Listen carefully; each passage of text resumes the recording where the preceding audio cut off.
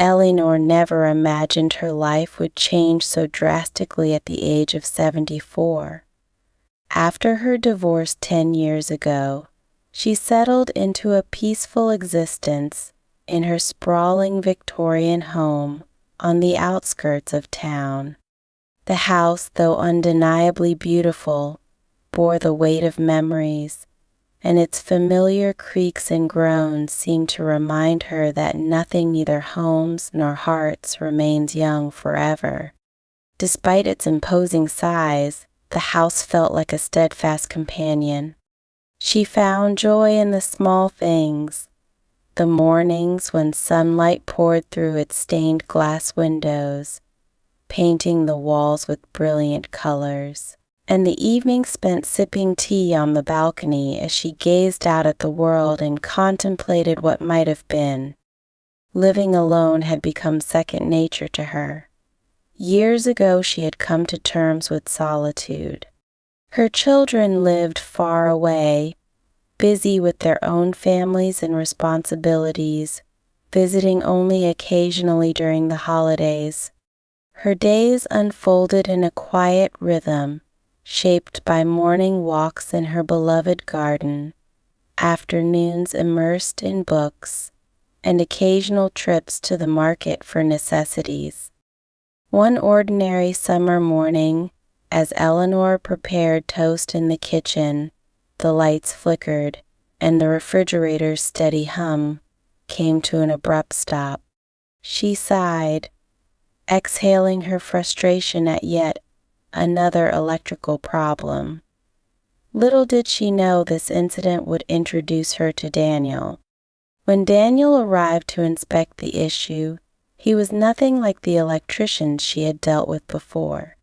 Young, perhaps in his early 30s, he had sharp green eyes, a warm, unassuming smile, and an air of quiet confidence. His uniform fit him neatly, and his hands, rough and callous, spoke of honest hard work.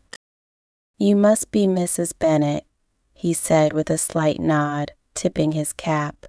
"I'm Daniel. You called about some electrical issues?" Eleanor nodded, feeling oddly self-conscious in his presence. "Yes, the power's been acting up for a few days, and this morning it just stopped completely." Daniel stepped inside, his boots making soft thuds against the polished wood floor. "Let me take a look," he said kindly. As Daniel worked, moving between the kitchen and the basement breaker box, Eleanor found herself observing him more than she intended. She noticed the way his brow furrowed when he was focused, the precision of his hands, and the quiet confidence in his movements. It had been years since anyone else had shared her home, and his presence filled the space in a way she hadn't anticipated. "How long have you lived here?" Daniel asked, breaking the silence. His voice was gentle, free of judgment, as Eleanor admitted the house had seen better days. "This place has so much character," he said with a smile, examining the ancient wiring beneath the sink. "They don't make them like this anymore." Eleanor responded with a polite chuckle, noting how at ease he seemed. When Daniel joked that the house was stubborn much like its owner, his laughter was warm and sincere. "Age doesn't mean obsolescence," he added thoughtfully. "Sometimes the finest things just need a little extra care." His words lingered in the air, causing a flush to rise in Eleanor's cheeks. By the time Daniel finished his work, the sun was setting, casting a golden glow across the kitchen. "I've addressed the immediate issue, but the wiring in this house is antiquated," Daniel explained as he packed up his tools. "It could really use a complete overhaul." Eleanor hesitated, aware of the cost such a project would entail, but also recognizing its necessity. "How long would it take?" she asked. "About a week," Daniel replied, "though I might need to do some checks as I go." I'd recommend starting tomorrow, room by room." Although she had no logical reason to hesitate, Eleanor found herself agreeing far too quickly, thanking him with more enthusiasm than she intended. The next morning Daniel returned, and soon his visits became part of an unspoken routine. Each day he arrived with his toolbox and a kind smile, bringing an energy to the house that it had lacked for years. He worked diligently, and Eleanor often found herself engaging him in conversation during his breaks. She learned that he had grown up in a nearby small town, once dreaming of becoming an architect before taking over his father's electrical business. Daniel was polite, thoughtful, and carried an infectious optimism that made Eleanor feel unexpectedly alive. "You're not like most people I meet," he remarked one afternoon as they sat on the porch, sipping lemonade. The comment caught Eleanor off guard, and she laughed nervously. His gaze, however, was sincere. "You're different, genuine," he added, and something about his words made her feel seen in a way she hadn't in years. Their interactions grew increasingly natural, filled with laughter and quiet understanding, though Eleanor couldn't ignore the unspoken tension that seemed to linger between them. One evening, as Daniel packed up for the day, a sudden summer storm rolled in. Rain lashed against the windows, thunder rumbled in the distance, and the power flickered once again. "You should stay until the storm passes," Eleanor suggested, watching the tempest from the living room window. Daniel nodded, setting his tools aside. "Looks like I don't have much of a choice," he replied with a smile. They sat in the living room, the sound of the rain filling the silence. When Eleanor offered him a cup of tea, their hands brushed briefly, and the unexpected spark of the moment left her breathless. "Thank you," Daniel said softly, his voice unusually gentle. Eleanor, though unsure of what the future might hold, couldn't deny the undeniable shift in her heart. For the first time in years, her home didn't feel quite so empty. Eleanor's gaze met Daniel's, and for a fleeting moment the raging storm outside seemed to dissolve into silence. She wished she could fully grasp the emotions and dynamics unfolding between them, but the truth was she couldn't. What she did recognize, however, was the stirring of a long-buried sense of connection and possibility within her, a feeling Daniel's presence had unexpectedly awakened. Yet this realization was tempered with unease. He was young, vibrant, and full of life, while she was far from it. Society would no doubt see any relationship between them as absurd, perhaps even scandalous. But when Daniel smiled at her, the weight of such judgments faded, leaving only the warmth of the moment. Outside, the storm continued to roar, its chill seeping into the walls, yet the room felt almost stiflingly warm. They sat across from one another in the soft, dim glow of the table lamp. His presence was grounding, yet it sent currents of energy through her she hadn't felt in years. For the first time in what seemed like forever, she felt alive. Daniel leaned forward, his elbows resting on his knees, his hands cradling his teacup as he spoke, his voice low and reflective. "I don't think I've ever been in a house that feels so much like a home." Eleanor tilted her head, studying him. "What makes you say that?" she asked softly. He chuckled, his eyes scanning the carefully chosen furnishings, the faded wallpaper, and the overflowing bookshelves. "I think it's you," he replied. "Not the house, You've given it a soul with your care, your stories, and everything you've shared here." His words wrapped around her like a gentle embrace, filling her with a warmth she couldn't quite articulate. Smiling to mask her sudden vulnerability, she said, "You're giving me far too much credit." "I don't think I am," Daniel replied firmly, his gaze locking onto hers with a quiet intensity.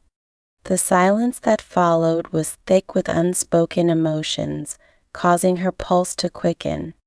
Eleanor knew she should look away, but instead she found herself leaning forward, drawn to him by an unseen force. Outside, the rain's steady rhythm matched the pounding of her heart as Daniel's hand hovered for a moment before lightly brushing against hers. His touch was fleeting, tentative, but it sent a jolt through her, leaving her breathless. He began, his voice barely a whisper. Whatever he intended to say was lost as Eleanor closed the space between them. It wasn't a calculated decision, but an instinct, a leap into the unknown. Their lips met, tentative at first, soft and uncertain, but soon deepened, driven by a yearning Eleanor hadn't realized she still possessed. Daniel's hand cupped her cheek gently, as though afraid she might pull away, but she didn't. When they finally parted, breathless and wide-eyed, Eleanor searched his face for signs of hesitation or regret, but all she found was raw openness and sincerity. "I'm sorry," she whispered, though she wasn't entirely sure why. "Don't be," Daniel responded, his tone steady and resolute. That kiss was not a fleeting act, but a defining moment, marking a shift in their relationship. It acknowledged the unspoken tension between them while bringing with it an undercurrent of uncertainty. Eleanor felt unprepared for what lay ahead. The next day, Daniel arrived as usual, but there was a subtle change in his demeanor. His gaze lingered on her a moment longer than before. His presence at the doorway felt unhurried, and the brief brush of his hand against hers, as he handed her a tool, was more deliberate. Eleanor found herself watching him differently now, unable to deny the attraction that had taken root. "You seem distracted today," Daniel remarked with a playful smile, catching her gaze. "I could say the same about you," Eleanor replied, attempting to sound light-hearted. As he straightened, wiping his hands on a cloth, he said teasingly, "If I didn't know better, I'd think you were spying on me." Eleanor laughed, though the sound was tinged with nervousness.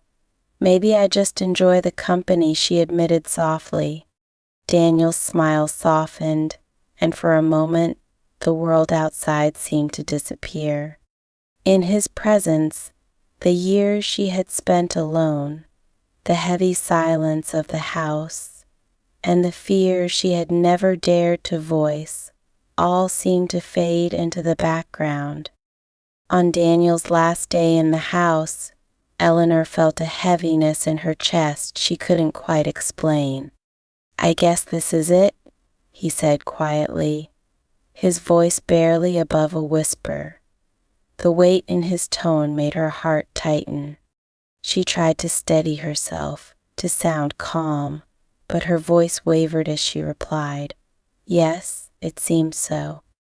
Daniel hesitated, shifting his hands before tucking them into his pockets. "It's strange, isn't it? How time flies. It feels like just yesterday I was fixing your circuit breaker for the first time." Eleanor smiled at the memory, vivid in her mind. She recalled how reserved and professional he had been on that first day, so polite and distant. Over time, though, those walls had crumbled, replaced by an easy rhythm of shared laughter and conversation. Now, with the end of that routine upon them, she felt an aching sense of loss. "I'm going to miss our chats," Eleanor confessed softly. "You've brought so much life to this house, Daniel.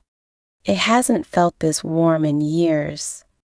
Daniel looked at her, his gaze steady and filled with something she couldn't quite name. In that moment, the space between them felt charged with unspoken possibilities, leaving Eleanor to wonder what the future might hold. Eleanor noticed the intensity in Daniel's gaze, as if he were trying to memorize every line of her face. "You've been incredible, Eleanor, more than I ever could have imagined," he said softly. The words hung in the air, and for a brief moment silence enveloped them, vibrating with unspoken feelings. Before she could second-guess herself, Eleanor reached out and touched his hand. His skin was warm beneath hers, and he didn't pull away. Instead, his fingers closed around hers, strong but tender. The words escaped her lips before she could stop them. "I don't want this to be goodbye." Daniel's breath caught, and for a heartbeat, he remained silent. Then, with sudden resolve, he stepped closer. "Eleanor," he murmured, his voice low and intimate, "I don't want it to be goodbye either." His hand rested gently against her chest, and she leaned into his touch, her eyes fluttering closed. When she opened them again, his face was so close that she could feel the warmth of his breath against her skin. The room seemed to shift as he closed the distance between them, his lips brushing hers in a kiss that was both tender and electrifying. Time seemed to halt, leaving nothing but the sensation of his mouth on hers and the way his hand slid to her waist, pulling her closer. For the first time in years, Eleanor felt truly alive, and the feeling was intoxicating. When they finally pulled apart, Eleanor's breath was unsteady, her heart pounding against her ribs. Daniel began to speak but stopped himself, shaking his head slightly, his eyes bright with emotion she couldn't quite place. "You don't need to say anything," she said, her voice barely above a whisper. "Let's just enjoy this moment." And so they did, allowing the day to stretch out, each second tinged with bittersweetness neither dared to acknowledge. As the sun sank lower in the sky, Daniel offered to stay for tea, and Eleanor eagerly agreed. While preparing it in the kitchen, she felt a glimmer of hope blossom within her. Perhaps this wasn't the end. Perhaps there was a way for them to continue seeing one another, to explore whatever it was they had discovered between them. She carefully arranged the tea tray, setting out cups and biscuits with precision, carrying it back to the living room. A soft smile touched her lips only to find the space empty. "Daniel?" she called, her voice echoing through the quiet house. Anxiety prickled at the edges of her mind as she searched each room. When she reached the guest bedroom where he had been working earlier, her heart dropped. Her jewelry box lay open on the dresser, its contents missing. Her grandmother's antique watch, along with other valuable items, was gone. She stood frozen, her mind racing. It didn't make sense. Daniel couldn't have done this, but the evidence was undeniable. With trembling hands, she dialed his number, but each call went straight to voicemail. Every unanswered ring deepened the ache in her chest. That night, Eleanor sat alone, staring at the empty spaces where her treasures once rested. But it wasn't the stolen objects that hurt most, it was the betrayal. She had let her guard down, opened her heart, only to have it shattered. For weeks, Eleanor replayed everything in her mind, searching for clues, signs she might have missed. How could someone so kind, so genuine, commit such a cruel act? Months later, while cleaning out a drawer in the living room, she stumbled upon an envelope tucked beneath a stack of old magazines. Her name was written on the front in Daniel's handwriting. Her hands shook as she opened it, unfolding the letter inside. "Eleanor," it began, "I know you probably hate me right now, and you have every right to. What I did was unforgivable. I took advantage of your kindness and trust, and I'll regret that for the rest of my life. But I need you to know that what we shared those moments together, they were real. You made me feel something I haven't felt in a long time, something I didn't think I was capable of feeling, and that scared me. I'm not a good man, Eleanor. I've made mistakes, and I'll probably make more. But meeting you changed me, even if I wasn't brave enough to show it. I'm sorry for everything. I hope you can find it in your heart to forgive me someday." Tears blurred Eleanor's vision as she read his words. They didn't erase what he had done or bring back the things he had stolen, but they offered a sliver of understanding. The letter didn't mend the broken trust, but it gave her a sense of closure, a bittersweet acknowledgement of the connection they had shared. She reread the letter several times, each word a poignant reminder of the man she had let into her life and heart. His actions had caused her pain, but his words revealed a man wrestling with himself, caught between the person he was and the person he wished to be. Eleanor carefully folded the letter and placed it back into the envelope. Sitting alone in her quiet house, she let the weight of the moment settle over her, a mixture of sorrow, anger, and a faint, lingering trace of hope. The once vibrant house, once brimming with laughter and warmth, now seemed colder and emptier in its silence. Yet, as the hours passed, Eleanor found that she was no longer angry, not at Daniel, and not at herself. She had dared to love and trust, and while that trust had been betrayed, it didn't diminish the courage it took to open her heart in the first place. The next morning, Eleanor took her first steps toward reclaiming her life. She reported the theft to the authorities, not out of hope for recovering her stolen items, but as a step toward moving forward. She contacted her bank to secure her finances, determined not to let Daniel's actions rob her of her peace of mind. In the weeks that followed, Eleanor began filling the empty spaces in her home with new memories. She redecorated, planted vibrant flowers in her garden, and hung fresh artwork on the walls. Every small change was a declaration of resilience, a promise to herself that her life would continue. Yet, there were moments when she missed him. She missed the way he looked at her as if she were the center of his world. She missed their simple conversations, their shared laughter, and most of all, the way he made her feel beautiful, desired, and alive.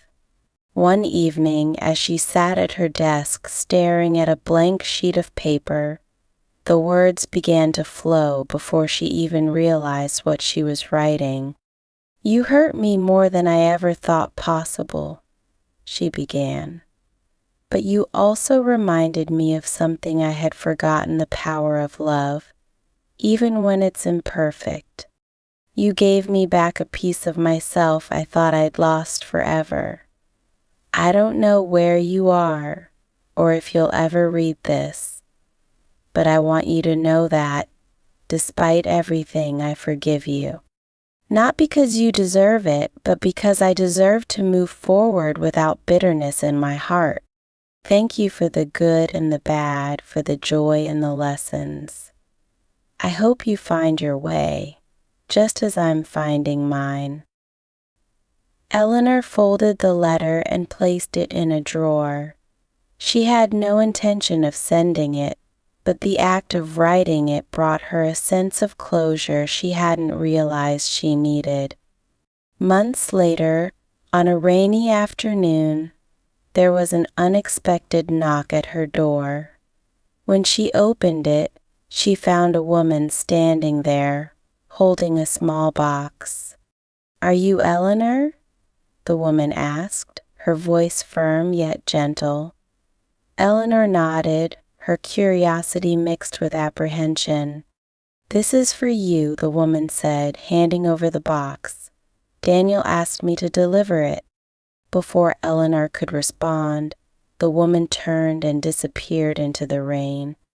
Inside the box, Eleanor found her grandmother's antique watch and several of the other items Daniel had taken.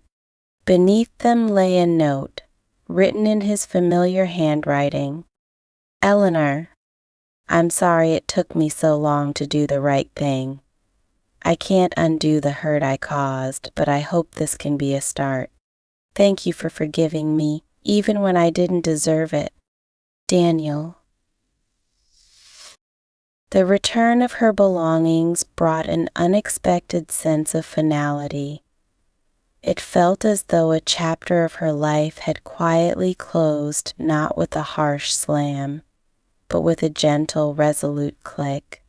Eleanor never heard from Daniel again, nor did she expect to. Yet the gesture spoke volumes about his journey, offering her an odd sense of peace.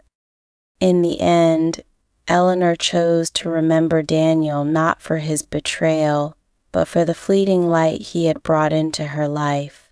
He had taught her that love, even when flawed, could still be transformative.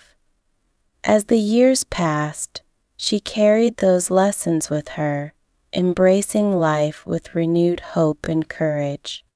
Though Daniel remained a bittersweet memory, she was grateful for the way he had changed her for the better.